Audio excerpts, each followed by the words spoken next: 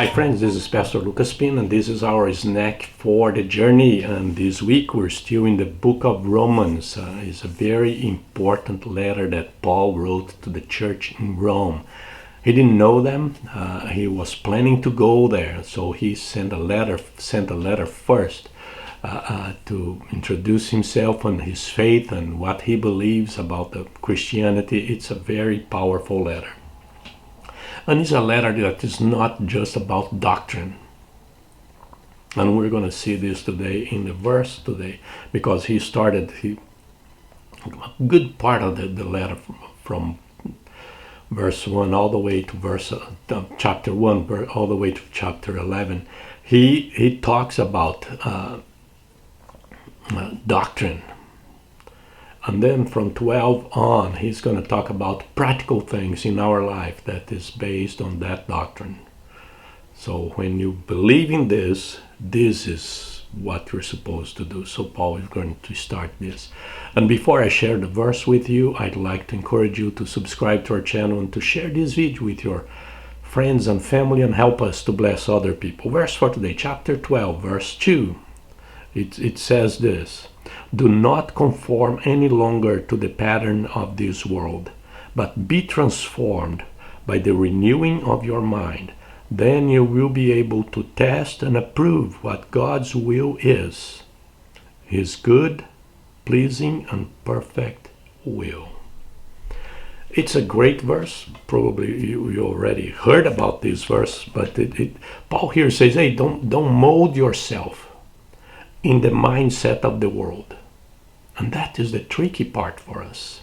Paul here's all the way to the chapter 1, chapter 11, he's talking about the doctrine. That is the idea to change our mind, to fill our mind with the doctrine of God and what God did for us and all that kind of thing. The problem is, Paul says, the world is trying to mold the way that you think.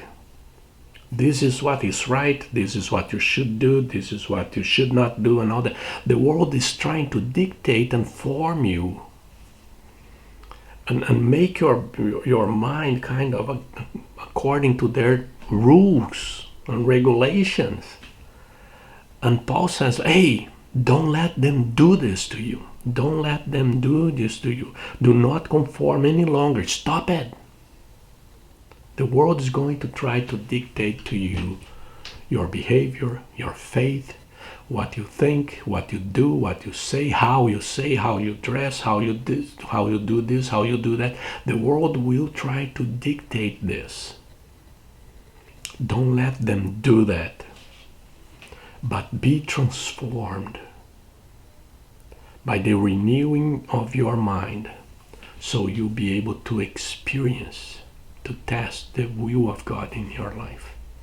So there is something that we need to work in our lives, and this is what Paul did in chapter 1 to all the way to 11, is to try to fill our minds with the thoughts of God about salvation, about life, about sanctification, transformation, all those kind. Paul said, hey, don't let them do this to you. You have to renew, be transformed by the renewing of your mind. You need to let God transform your mind, your way that you think, so you're going to behave in a different way.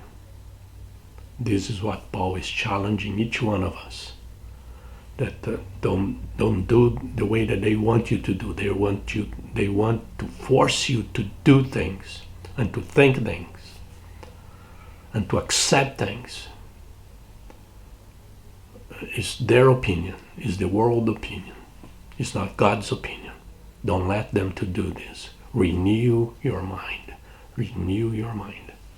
And it's extremely important for us. In the world that we live right now, this verse here is extremely important for us. This step in our life of renewing our mind, so we will not accept the world dictating to us what we should do, what we should say, what you should think and believe. No. God's going to do that through His Word. And this is our snack for today. God bless you.